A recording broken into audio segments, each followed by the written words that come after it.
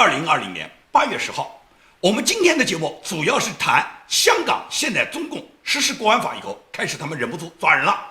早晨在8月10号，也就是香港当地时间8月10号的一大早，他们抓捕了黎智英，然后到了晚上呢，他们抓捕了周庭。那么我们一个一个来介绍。周庭呢是刚刚抓的，也就是我今天早晨美国的时间早晨，是正好是香港时间的晚上，也就是周庭呢，他从他的家里面被一部分这个香港警察把他带走了。那么抓捕周庭什么理由呢？抓捕周庭是因为中共公布的说周庭是前港独组织众志的成员。其实大家都知道，周庭是在国安法正式宣布之前，正式生效之前，周庭他已经公开宣布过退出众志，他已经不是众志的成员了。那么前众志的成员，你现在你国安法去抓，那不就是你国安法是在有追溯了吗？当时你们国安法通过的时候，你们人大委员不是信誓旦旦讲我们国安法是没有追溯期的，所以正是因为相信了你们这些鬼话，才会有那么多众志成员他们在国安法生效之前发表声明说他们退出众志。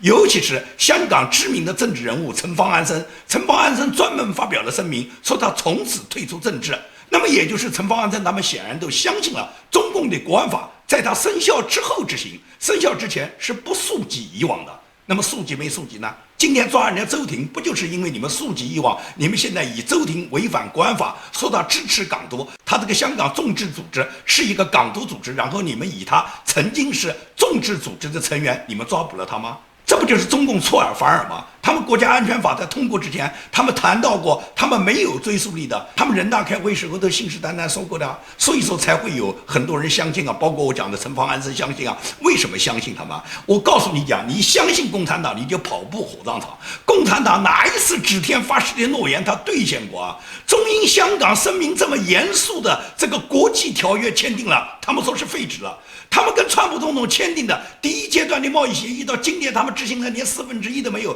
他们哪一次执行过啊？所以你怎么能相信他们呢？那么显然，周庭他认为他自己只要在国安法生效之前，自己公开宣布退出众志，自己已经不是众志的成员了。那么按道理，你中共是不应该随便抓他们。但是就在几个小时之前，就在香港当地8月10号的晚上，周庭就从他的家里面被带走了。我给大家放一段周庭被帶走的整個視頻和錄像。柯庭咧已經喺集，咁都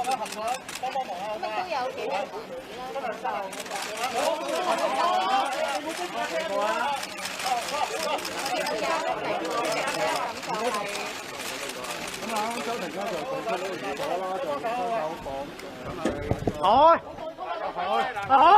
你唔好做壞規矩啦，個個都喺晒度。啱啱柯庭咧已經講咗。好嘢係嘛？真係引到啲人過出晒去。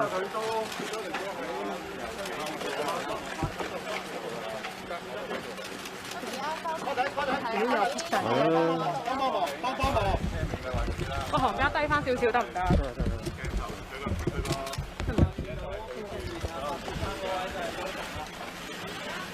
咁啊，而家呢一架嘅七人車咧，就準備就開走㗎啦。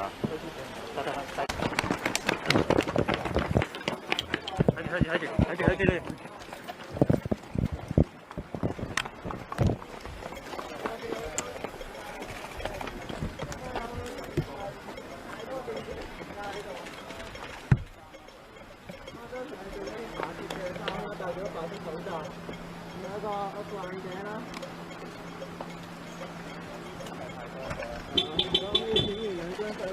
OK，俾個位嚟咧。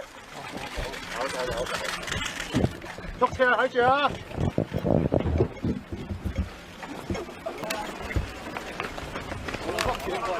这是日本电视台记者和香港记者联合拍摄的，所以你从这个录像里面就可以看出，周庭从他们家里面被带走，警方是来了很多人，而且警方是做了密谋的准备的，他们是非常有充分准备的把周庭从家里面带走的。那么当然了，有一部分记者了解到这个消息之后，是守在周庭所住的那个公寓门前，当公寓大门一开，他们拍下了这些画面。那么周庭是一个只有20来岁的小女孩，她本人作为香港的民主人士，在香港反送中运动中周庭就身先士卒，他本人会英语、会国语、会日语。那当然，香港话就不用讲了，香港话是他的母语，所以说周庭会很多语言。他本人有过多次冒着中共对他们镇压、对他们迫害的这个危险，身先士卒地站在香港的街头，为香港当年的黄雨伞运动，他已经做出了奉献。而在整个从去年开始的反送中运动中，周庭从来就没落下过一步，中共也多次对他进行过抓捕，然后抓了放，放了抓。这次用国安法抓，那就不好说了，因为国安法抓了以后，他们会不会把周庭和黎智英送终，也就是把他们俩送到大陆去审判，送到大陆甚至是酷刑折磨，甚至是在大陆里面服刑，这些都是未知数。但是中共这么邪恶的政权，他什么事都可以做得出来的，就包括昨天早晨他们抓捕的一传媒的创办人黎智英。他们抓捕黎智英的时候，是不光抓黎智英一个人，他们是在香港当地时间8月10号一大早，他们香港的国安署就到黎智英的家里面抓捕了黎智英。黎生今次俾人國安法話你勾結外國勢力，你自己點樣睇啊？喂，唔好壓啦！你唔好壓啦！唔好壓啦！仲會唔會再經營呢個你哋？喂，唔好再推啦！唔該，唔好再推啦！係啦，小心，係小心。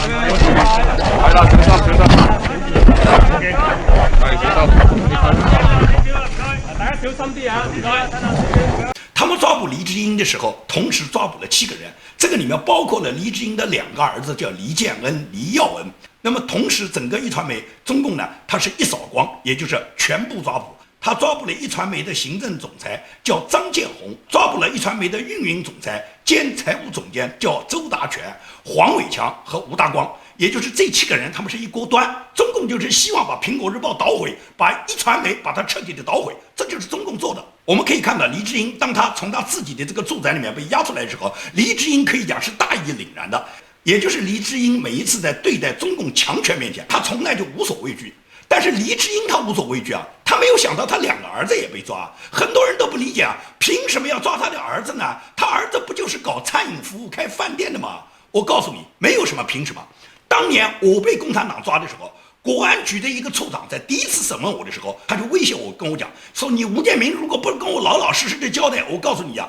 你弟弟你妹妹我们马上都可以抓，你有罪就表示你全家都有罪，至少你全家都有窝藏罪，都有隐瞒不报罪。所以说我再一次告诉那些对共产党他们不能够理解共产党为什么抓了黎智英还要抓黎智英儿女的这些人，我就要再次告诉对共产党的邪恶不了解的人说，一日反革命就终身反革命，嫁给你就是当反革命家属，哪怕离婚了也是反革命的前妻。所以说你只要当了反革命，共产党永远把你和你的家庭所有人都一网打尽，把你们认定是反革命。这个反革命是共产党污名化的一个罪名。中共从他建党以来到现在快100年，无数人给他打成反革命，包括毛泽东的老婆江青都是中国最大的反革命集团，包括中共的曾经的党的接班人国家主席刘少奇，国家2号人物，曾经也是反革命。所以说中共他用这个反革命这个框，不知道装进了多少共产党要打击和消灭的人。现在共产党可以讲他已经作恶了100年，他从中华民国手上篡政，他们都篡政了70年。共产党的这些恶行，没有受过共产党迫害的人，很多人是很难理解的。但是中共他篡政这么70年来，他不仅对中国大陆14亿人民加害，他现在又来残害香港人民。黎智英是香港知名的企业家，是香港的知名品牌叫佐丹奴的这个创立人，也是苹果日报一传媒的创始人。他本人虽然是香港居民，但是他同时拥有英国公民的护照，也是中华民国国民的多重身份。黎智英这个人是1948年出生在中国大陆的，当时他很小的时候，他的父亲就已经逃跑去香港了，他的母亲被共产党抓起来劳教。可以讲黎智英从小就是一个父母不能照顾的，等于是孤儿。他是靠自己的姐妹和自己的姐妹一起相依为命。12岁的时候，那么小的年纪就自己偷渡到香港去做童工，然后在香港白手起家，创办了自己的传媒企业。到1981年时候，他已经创办了佐丹奴的时装店。在1989年时候，因为他公开发表文章，直接批评李鹏是刽子手，所以说他的佐丹奴在中国大陆就完全被封杀。到了1990年，他创办了一周刊；1995年又创办了苹果日报。2014年，因为他率先参加黄雨伞运动，成为香港政府眼里面的眼中钉。2015年，他曾经当选过《时代周刊》100位最有影响力的人物之一。也就是说，黎智英在香港，无论他对推动民主革命进步，无论是他维护香港人民的利益，无论是抗击中共的强权，几十年来他从来没有退步过。所以说，中共就视他为香港所谓祸港四人帮里面最主要的人物。中共这次抓捕他的理由，就说他是勾结境外敌对势力，危害国家安全。那么，所谓说他勾结境外敌对势力，很简单，就是说他去年曾经到访过美国，跟美国国务院，包括国务卿，包括彭斯副总统，包括美国很多议员都见过面。所以说，中共呢对黎智英呢是恨得咬牙切齿。率先抓捕黎智英，一是为了恐吓香港的传媒界，第二个也是为了回应美国对中共和香港的一部分高官，就那11个高官进行制裁以后，然后中共的一个疯狂报复。黎智英昨天一大早在自己家里面被港警拘捕的同时，他自己的一传媒的苹果日报的大楼有200多个警察，他们在没有法庭搜查令的情况下，强行闯入一传媒的大楼，带到爆破工具进行各种搜查。在当地时间11点左右，黎智英呢又被他们带返办公室调查取证。黎智英当時是背後給他們上咗手銬。咁點啊？我走，我點解？就咁啊，因為兩個都係啦。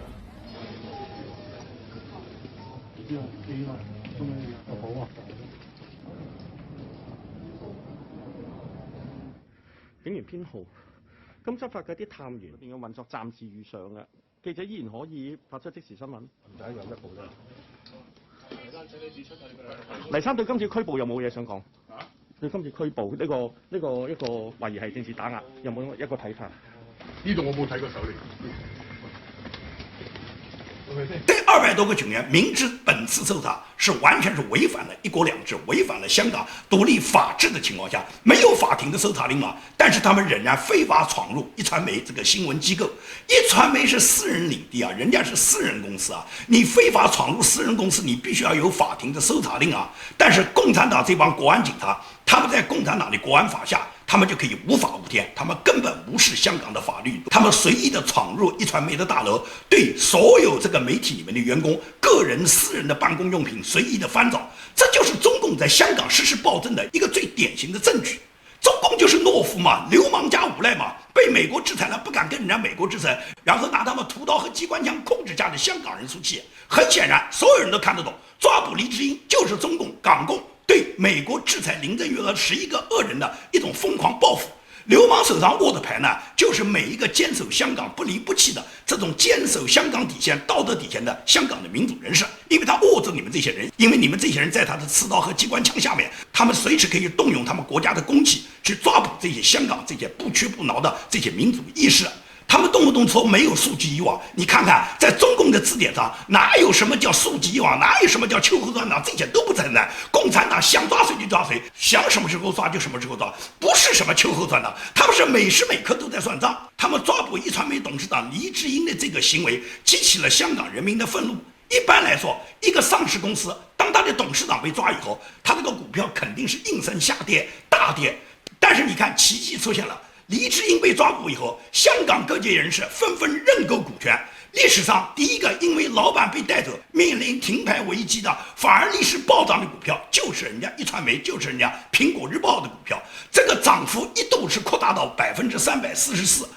市值快速上涨至10亿港元。当选票不再是自己能够表达香港人民意志的时候，香港人民就用股票来表达他们的意志。可以讲，东方之珠一直在创造着奇迹，一直在书写着光辉的历史。圣经之陶成，人性之光辉，中华之希望就在香港。对于香港一传媒的创始人黎智英和前香港众志成员周挺被抓捕的这件事，美国国务卿蓬佩奥他发表了他的讲话。他说，从他们2人被抓捕的这件事，就更可以说明香港现在已经没有自由，香港已经没有一国两制，香港已经完全失去了他们自己的人权。所以说，国际社会是不可能对中共的这种暴行会坐视不管的。美国参议员卢比奥在得知中共在香港抓捕了黎智英和周挺之后，他上传了一张他曾经会见周挺和罗冠聪的照片，并且在这个照片后面他配上了他的推文，他就说这些都是香港的自由战士，他们为香港的自治和人权做出了不懈的努力，他们现在成为中共抓捕和通缉的目标，自由世界是必须要跟他们站在一起的。这就是美国国务卿和美国参议员他们对黎智英和周挺被抓捕以后，他们所表达的立场和态度。可以讲，中共呢已经是黔驴技穷了。今天早晨呢，我看到了中共发布一个反制美国制裁中共和香港11名高官的一个反制措施，也就是制裁了美国跟中国没有丝毫利益关系的几个参议员和美国行政委员会的几个官员，一个是卢比奥，第二个是克鲁兹，第三个是霍利，第四个是科顿，第五个是图米。那么还有联邦众议员史密斯，美国国家民主基金会总裁戈什曼，美国国际事务民主协会总裁米德韦，美国国际共和研究所总裁特温宁，人权观察执行主席罗斯，自由之家总裁阿布拉莫维茨。也就是这11个人，实际上他们没有一个人跟中共有过一点关系，他们根本就不需要到你中国的什么签证，更不存在把什么自己的国籍移民移到你中国来，他们也没有一个人有1毛钱存在你中国，很可能很多人都没见过什么叫人民币。可以这样讲，他们没有任何有什么私生子情人会放在你中国。你们中共搞的这个对美国的这11个人的制裁，不过是中共呢过过嘴瘾，给草民们呢增加一点兴奋剂，给5毛呢上一点春药，这就是中共对美国的反制措施、反制制裁。而美国说句真话，对中共的这个制裁只是公布了第一批名单。可以讲，香港政府里面还有很多高官，香港还有很多议员都跑不掉。比方说梁振英，比方说叶刘淑仪，比方说还有一个叫叶国谦的人。这个叶国谦曾经发表过一个豪论，他说什么？也就是说，如果美国制裁我们就可以在香港抓美国人了。这个叶国谦呢是在香港政府里面工作的一个职员。叶国谦是个什么人啊？叶国谦这个人，他的这个家族就是土八路，他本人属于土共最底层的那种土二代。他父亲曾经是香港新华社，就是前香港新华社，现在就是中联办了。曾经是中联办驾驶员车队里面的一个领班，他不过是共产党体制里面最低层的一个跟班。但是他一开口呢，他就要代表港府要去抓人家美国人，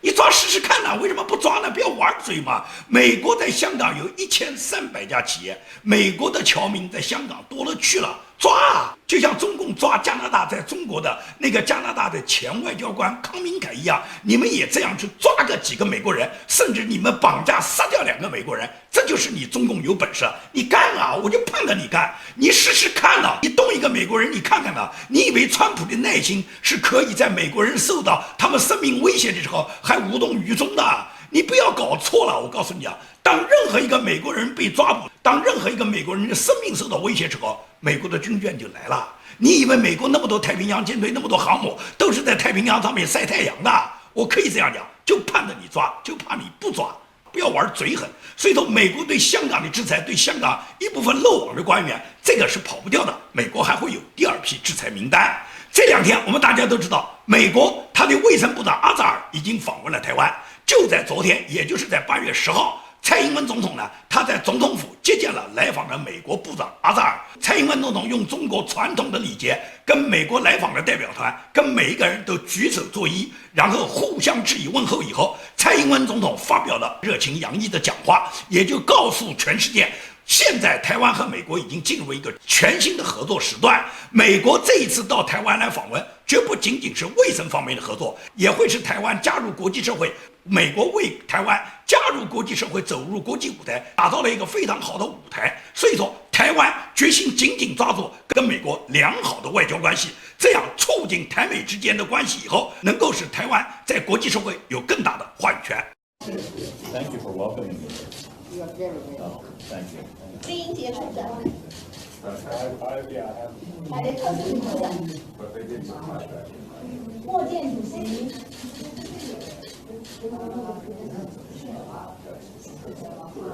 哈里森幕僚长，格里斯林处长，简以荣副资深主任，国百战经济官。这边都是制衡相关的。Please be seated.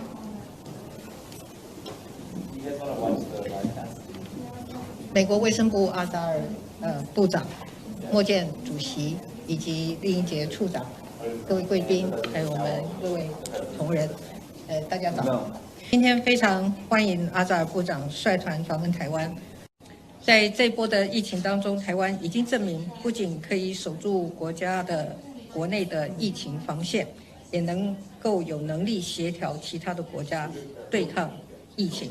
我要再次强调，政治因素不应该凌驾在健康人权之上。WHO 排除了台湾的参与是违背一位普世人权的原则。感谢川普总统、庞培欧国务卿以及阿扎尔部长等许多美国的友人，持续的肯定台湾模式在全球对抗疫情上的贡献，并且大力支持台湾的国际参与。我们也期待在接下来台美在共同研发跟生产疫苗以及药品上都能够有显著的进展。相信在我们双方合作努力之下，不仅是在防疫，在各个领域上的交流都可以有更多的突破，更丰硕的成果，也能够一起为印太区域的和平稳定发展贡献力量。那么，美国卫生部长阿扎尔他发表的讲话就明确表达了川普总统的问候，明确表达了他是作为川普总统的特使，受川普总统的派遣来访问台湾，而且在这个过程中，他也表达了国务卿蓬佩奥已经把台湾视为民主的灯塔。因此，我们守护台湾，主要是守护台湾的民主体制，守护台湾的民主价值，守护台湾这个自由民主的灯塔。那么，台湾这个自由民主的灯塔能够照亮台湾的2300万人民，也就一定能照亮大陆的14亿人民。It's a true honor to be here to convey a message of strong support and friendship from President Trump to Taiwan. I would like to congratulate President Tsai on beginning her second term earlier this year. As Secretary Pompeo said in marking her inauguration in May, President Tsai's courage and vision in leading Taiwan's vibrant democracy are an inspiration to the region and to the world. I also want to offer my condolences to everyone in Taiwan on the loss of your former president, Lee Teng-hui, the father of Taiwan's democracy and one of the great leaders of the 20th century's movement toward democracy. Under President Trump, the United States has expressed our admiration for Taiwan's democratic success in tangible ways. 所以说，在美国的积极的撮合下，在台湾的积极努力下，在中华民族大家一起的努力下，共产党崩溃，最终在中国实现像台湾一样的民主体制、民主制度，是完全可以讲指日可待的。目前来讲，川普总统是全心全力在美国去恢复美国的经济。大家都知道，整个中共它扩散的这个武汉瘟疫，给全球都导致了巨大的伤害，尤其是美国无论是它的感染人数还是它的死亡人数，在全球都是属于伤害最大的。目前来讲，川普总统要把美国从这个伤痛中把它解救出来，要把所有美国的经济把它重新恢复起来。那么恢复经济，毫无疑问来讲，就需要川普总统花更大的气力，因为现在大家都知道，川普总统在美国是受到很多人对他的抨击，对他的无端指责。除了民主党要跟他争夺2020年总统大选的这个总统职位之外，同时有大量的左媒对川普总统是不断的去诬陷、造谣和打击。美国居然左派的传媒说，川普总统想把自己的雕像加到这个总统山上面。这种低级传闻的谣言啊，传播得很快，尤其在抖音上面传播得非常快。川普总统想把他自己头像加到总统山上，这是川普想加就加得了吗？我吴建民也想把我的头像加到总统山上，你觉得加得了吗？这种传闻只会是导致人家认为你这种低级谣言啊很垃圾。川普现在正在全美提振美国的经济，而且他也在每个周末都要到各个州去参与他自己今年连任竞选的这个造势活动，他是非常非常繁忙的。因为川普总统实际上我们大家都知道，他在共和党内没有太多的支持者，很多建制派的大佬都在抹黑川普，以布什家族为主，尤其是小布什。小布什已经不断地号召所有共和党的建制派的大佬一起去抵制川普。布什家族是要死保跟中共的政权和跟中共的关系的，他死保中美之间关系不脱钩，死保中共这个政权，实际上就是保护布什这个家族。布什这个家族从老布什到小布什到他几个弟弟跟中共，他它之间的这个勾兑都是非常非常密切的。可以讲，中国今天之所以共产党能够那么猖獗，共产党能够在6·4天安门广场上杀人，共产党能够把他这个政权在6·4之后还能维护他们30年，跟布什对共产党挺攻，跟布什老少2代总统，跟布什整个家族帮助共产党维护政权是绝对分不开的。我们看到的民主党的克林顿、奥巴马，实际上他们跟布什家族都是一丘之貉，他们都是帮助共产党去维护他这个风雨飘摇的这个体制，帮助共产党残暴的去扩大这个政权。中共今天这个黑手不仅仅是在中国大陆对14亿人民进行奴役和进行迫害，他们现在还把黑手伸到了香港。那么他们在香港一旦得逞以后，他们就会瞄向台湾。所以说，国际社会要责无旁贷的参与铲除中共的最主要的这个自由主义力量，因为只有把中共消灭了，才可以迎刃而解一切的问题。所以说，川普总统为什么现在那么忙碌，在遏制中共对美国全方位的进攻中，川普可以讲叫残金竭虑。传说川普总统在上周决定禁抖音45天的这个问题上，是因为他的这个白宫幕僚团队纳瓦罗和卢姆钦两人发生了争吵，因为卢姆钦就坚持应当给微软有45天的这个收购期，微软一旦有45天的收购期，如果成功了，就可以把这个抖音卖给微软。这样呢，作为我们美国的一家企业，我们来控制抖音呢，还是可以保留的。这是卢姆钦的意见。纳瓦罗就是告诉川普，没有任何可能。第一个，微软在45天之内收购下抖音的这个可能性就不大。第二个，如果收购了，你能保证微软不跟中共合作吗？比尔盖茨是个什么人啊？这么多年来，比尔盖茨跟中共勾兑的还少吗？他如果收购了抖音，他会不让抖音跟中共合作吗？你有什么办法在他收购了以后，你再去打击一家美国的企业呢？现在就应该把它禁掉。这是纳瓦罗的态度。所以说，最终说是纳瓦罗和卢姆钦在白宫里面吵起来，甚至都有传闻说打起来了。不管他是打起来还是吵起来，他们两人的立场是完全不同的。卢姆钦就坚持要给45天时间，让微软尝试一下收购这个策略。那么最终，川普是同意了卢姆钦这个建议，也就是支持了卢姆钦的想法，给出了微软45天，你去收购。45天以后，我们会把抖音禁掉。这是川普最终采纳了这个意见。那么我们当然要尊重川普总统最终的决定，毕竟川普总统他是总统，他决定就代表着美国总统对某一项行政令的一个权利的一个维护。那么我们就等待这45天，45天以后看微软能不能收购成功。如果收购不成功，毫无疑问来讲，川普总统已经发布了总统令。如果收购成功以后，那么川普总统就要考虑微软跟中共是否今后有勾兑。如果勾兑了以后，那么你用什么方法来制约微软？因为比尔盖茨这个人，我可以讲叫完全靠不住。川普要知道美国再次伟大，就一定要扫除他自己前进道路上类似于像比尔盖茨这种既是富豪又是左派思想，而且是跟共产党勾兑了几十年的这样的人，对美国社会是非常有害的。这就像共和党内这个布什家族一样，虽然他是共和党的建制派大佬，虽然他这个家族已经出采用过父子2代总统，但是他在对中共的勾兑，他在出卖美国利益方面，他跟共产党的这个勾结，以及维护共产党这个血腥暴政方面来讲，可以讲他已经丧失了美国的自由价值观。因此，川普总统绝对要知道，在他前进的路上布满了荆棘。但是我相信川普总统会大踏步地走下去，在他自己这个白宫的鹰派的这个幕僚团队紧紧的保卫下，我相信川普总统在今年一定赢得大选，赢得战胜共产主义、消灭共产党的这个艰巨的历史任务。好，今天的节目就跟大家做到这里，谢谢大家。